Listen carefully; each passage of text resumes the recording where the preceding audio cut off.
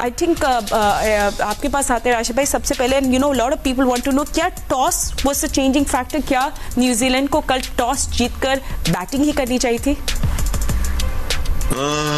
जो मर्जी कर लेते हैं। इंडिया की टीम ने अपनी प्लानिंग बहुत अच्छी की हुई है। जैसे शुरू में कहा था स्पिनर ज्यादा लेके जा रहे हैं, उनको पता था कि जसप्रीत बुमराह के बाद जो पिचेस हमारे पास होंगी वो ड्राई पिचेस होंगी और वहाँ पे स्पिनर ही काम आएंगे। और जिस तरह से आउट हुए शुरू में, लेकिन उनको पिच की कंडीशन पता थी कि हमें कितने रन करने हैं। 225 अच्छा स्कोर होता है ऐसी पिचेस के ऊपर, और वो से पार चले गए। और 3 ऊपर से जब आउट होते थे, एक जमाना था कि इंडिया के 3 ऊपर टॉप 3 आउट होते थे, शिखर धवन, विराट कोहली, रोहित, वो मैच 90% इंडिया हारता था। अब इंडिया के 3 आउट हो जाते हैं, लेकिन फिर भी वो मैच जीतते हैं। उसकी वजह हार्दिक पांड्या है, फिर हर्षदीप अय्यर बहुत अच्छा खेल रहा है। 4 नंबर की इनकी कमी थी 2019 के वर्ल्ड कप में। अक्षर पटेल को आगे किया, प्रमोट किया हुआ है। 5 नंबर पे इंग्लैंड के खिलाफ खिलाया, तो वो एक लेफ्ट हैंडर बीच में डाल के उन्होंने अपने बैलेंस किए, अपनी बैटिंग को बैलेंस किया, और वो कर भी रहा है। अगर टेस्ट मैचेस देखें, वनडे T20 देखें, वो करते हैं, रन करते हैं, तो वहां से इनको सपोर्ट मिल रही है। ये बैटिंग पहले करें या बाद में करें, इनको फॉर्मूला पता है जीतने का। मेरे ख्याल से बहुत ही आराम से, और लोगों को यकीन नहीं आ रहा कि न्यूजीलैंड को इतने आराम से हरा दिया।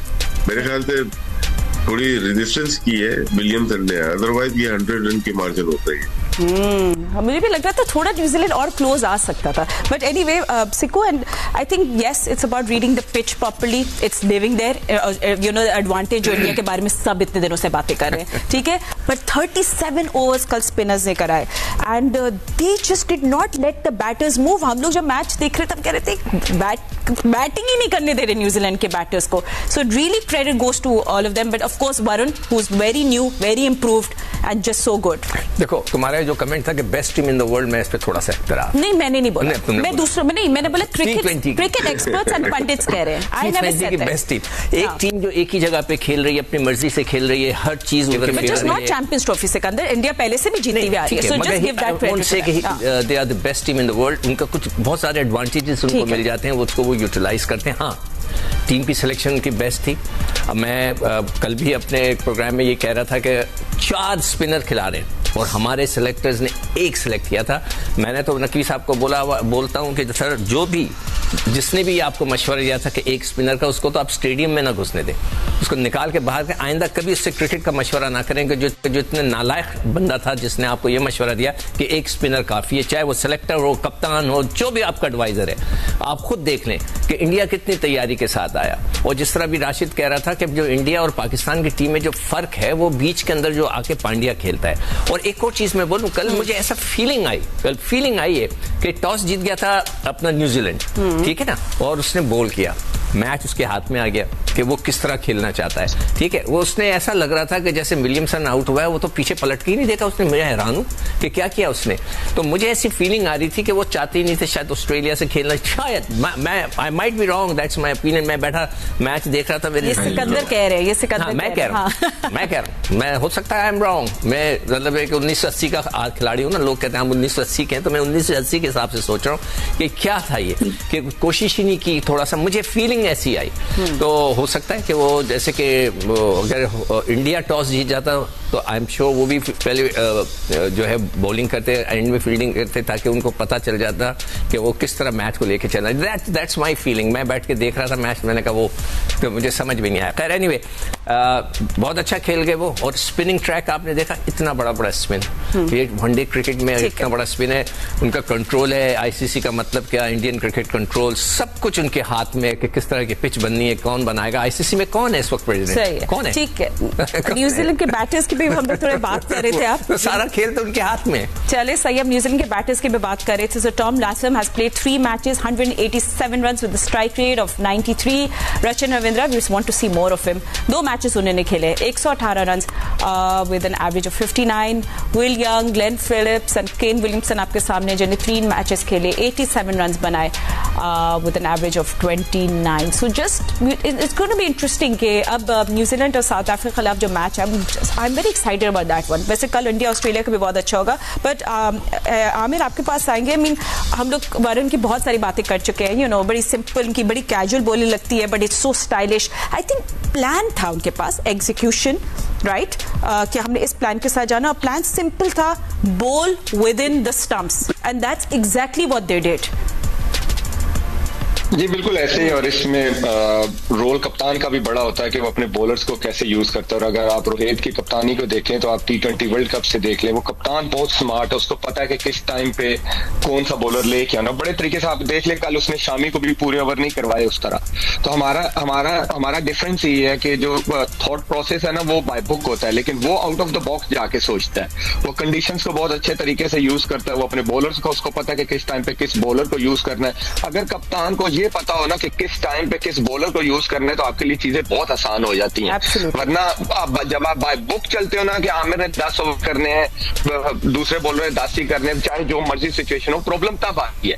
लेकिन जो शर्मा है वो कंडीशंस के हिसाब से अपने बॉलर्स को यूज करते हैं, तो आपको प्लान्स जो है ना वो क्लियर नजर आते हैं. तो आई थिंक ये सारा क्रेडिट मुझे लगता है, क्योंकि नो डाउट ये सारे बॉलर्स अच्छे हैं, लेकिन कप्तान, क्योंकि यूज करना कप्तान ने होता है, तो रोल जो है ना वो कप्तान का बड़ा इंपॉर्टेंट होता है. रोहित को बहुत क्रेडिट जाता है, वो अपने बॉलर्स को जिस तरह यूज कर रहा है. मीनवाइल हमारे यहाँ अक्रॉस द बॉर्डर बहुत सारी कप्तान की बातें भी हो रही हैं, but Ahmed, I also want to talk about Akshar Patel, जो एक वैल्यूबल प्लेयर है. उनके बारे में हम लोग नहीं इतनी बात करते, but you know he is a captain's player. अपना एक रोल जो उनको दिया गया वो रिस्पॉन्सिबिलिटी से पूरा करते हैं. वैल्यूबल 42 रन उन्हें डाले, then is good with the ball as well. Kane Williamson की बहुत इंपॉर्टेंट उन्हें विकेट ली, एंड यू नो इट्स आपको प्रमोट किया जाए और आपको बोला कि look this is what you need to do, so that makes him a captain's player as well. देखिए, आसान नहीं होता है कि इतनी बड़ी पॉपुलेशन जो क्रिकेटिंग लविंग नेशन है उसके अंदर रह के अपना उस टीम के अंदर जगह बनाना. ऑब्वियसली उसके लिए आपके अंदर कुछ न कुछ वैरायटीज होनी चाहिए, कुछ स्किल लेवल होना चाहिए, जो कि अक्षर पटेल के अंदर बिल्कुल मौजूद है. लुकिंग एट हिम, आप कई लोग बात करते हैं कि यार जडेजा भी तो almost similar sort of player है, ये दोनों प्लेयर किस तरह इंडियन टीम में आ सकते हैं. बट देख लीजिए आप, ना सिर्फ वो भारत की टीम में दोनों एक जैसे प्लेयर खेल रहे हैं, ठीक है, वो परफॉर्मेंस भी कर रहे हैं. आप सोच सकते हैं कि अब पाकिस्तान जिस तरह की मेंटेलिटी रखता है, वो जडेजा और अक्षर को इकट्ठे भी खिलाता, कभी वो तो खिलाता ना, वो कहता है यार एक जडेजा है उसी तरह का दूसरा हमने रखना ही नहीं है, किसी और को डाल लेते हैं. लेकिन आपको पता था वहां पे आपको फिंगर स्पिनर दुबई के अंदर चाहिए होते हैं जो कि बैटिंग कर सके. फिर लेफ्टी हैं, वहां डिफरेंट वेरिएशन लेके आते हैं मिडिल के अंदर. इनकी वजह से जो भारत की टीम है वो स्ट्रांग होती है, डेप्थ पड़ती है भारत की बैटिंग लाइन के अंदर. फिर इनको देख देख के कहीं दूसरी टीमें भी डालना चाहती हैं इस तरह के प्लेयर्स, लेकिन ना तो उनके अंदर इस तरह की पोटेंशियल होती है. प्लस ये पहले बॉलर हैं, उसके बाद ये बैटर हैं, इसलिए ये भारत की टीम के अंदर है. फिर प्लानिंग के हाल यहाँ तक भी देखें, आपके पहले 2 मैचेस में चक्रवर्ती नहीं खेला, आपने बुमराह इंजर्ड हुआ, बुमराह की जगह फास्ट बॉलर नहीं रखा, आपने चक्रवर्ती को रखा जो अच्छी फॉर्म के अंदर था इंग्लैंड के अंदर, और उसके बाद खिलाया भी नहीं. लोग बातें कर रहे थे कि यार आपने बुमराह को निकाला है तो आप कोई फास्ट बॉलर रखे. बता दिया ना उन्होंने कि हमने किस मैच के लिए किसको रखा हुआ था. जैसे ही न्यूजीलैंड बैटर्स आए, उनको पता है कि एशियन बैटर्स थोड़ा सा मिस्ट्री स्पिनर को, क्योंकि अबरार उनके पास खुद भी है और बांग्लादेश में भी इस तरह के बॉलर है, वो अच्छा खेल लेंगे. उन्होंने डाला किसके खिलाफ, जो वेस्टर्न टीम न्यूजीलैंड के खिलाफ डाला. उनको पता था कि वहां पे इस तरह का स्पिनर है कोई नहीं, मिस्ट्री स्पिनर, और ये उनको मसला डालेगा. और जैसे ही उसको डाला है पहले मैच के अंदर, उसने 5 आउट किए. तो ये एक प्लानिंग आपको देखने में मिलती है. जिस तरह आमिर बात कर रहे थे कि कप्तान मैनेजमेंट का बड़ा रोल होता है प्लेयर से परफॉर्मेंस निकलवाने के लिए, तो ये कोई फ्लूक की परफॉर्मेंसेस नहीं है. ये आपको लगता है कि पीछे प्रॉपर प्लानिंग हुई है, काम हुआ हुआ है, और बड़े बड़े क्रिकेटिंग माइंड्स जो हैं अपने मुल्क के लिए राइट डिसीजंस ले रहे हैं, जिसमें प्लेयर का भी फायदा हो रहा है, मुल्क का भी फायदा.